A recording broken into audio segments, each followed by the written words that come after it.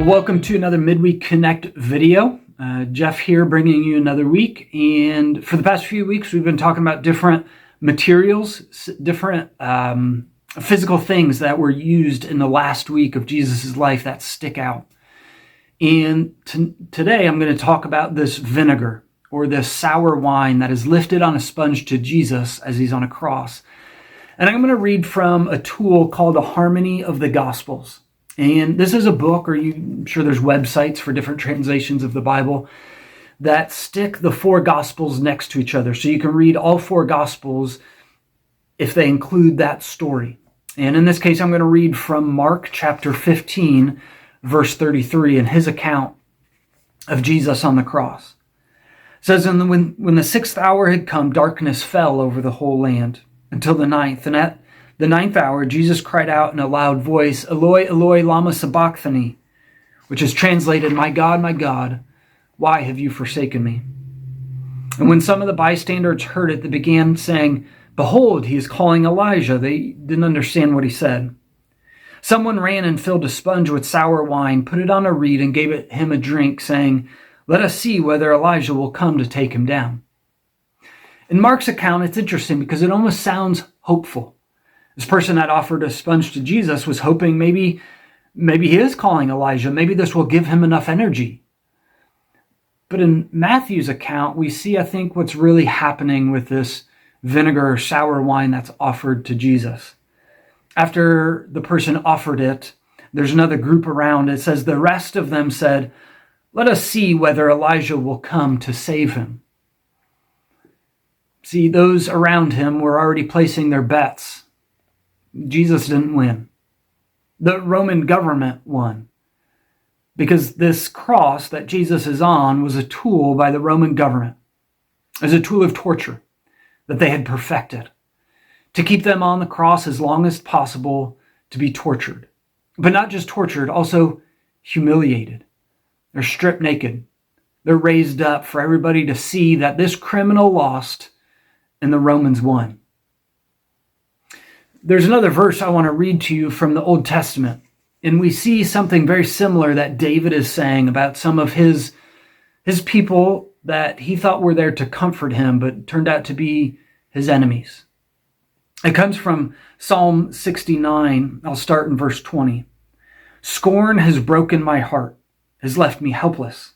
I looked for sympathy, but there was none, for comforters, but I found none. They put gall in my food and gave me vinegar for my thirst."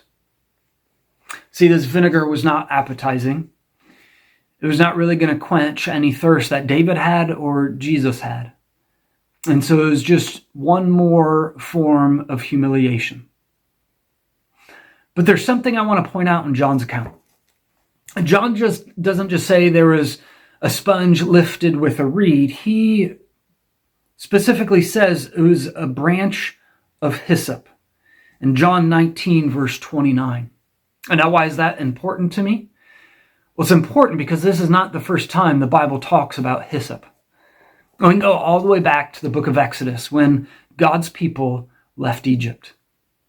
And you remember something they had to do in order for the angel of death to pass over their house so that their firstborn son would not be killed. They had to sacrifice a lamb. A perfect lamb. And with that sacrifice, they had to take the blood and put it on their doorpost. And specifically, they had to use a branch of hyssop to do it. And so to me, when I read John's account, I see this picture of hope. That amidst the most evil that the world has ever seen, the Son of God, the Messiah on the cross, there's a small picture of hope. That God is still at work. Just like he was at work for his people in Egypt, God is at work for his people on the cross. And you and I, because Jesus was on the cross, can now be called sons and daughters of God. And he continues to offer us promises today. That one day,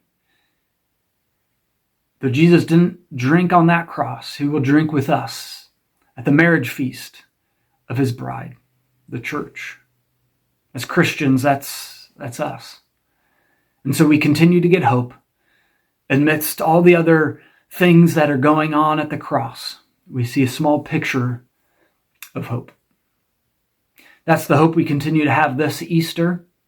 I really am excited about our Easter services coming up this week. We have Good Friday, of course, at 7 o'clock on Friday night, and then 3 services on Sunday. So I hope you join us to hear even more about the hope that Jesus continues to offer us. But let me pray to end us for this Midweek Connect. Dear God, we thank you for the hope amidst all of the torture and humiliation that Jesus was going through. We see just this small picture through a branch of hyssop, that you are still working amidst the evil and what seems like a victory for the devil, but means salvation for us now today. God, we thank you for that truth. It's in your Son. Amen.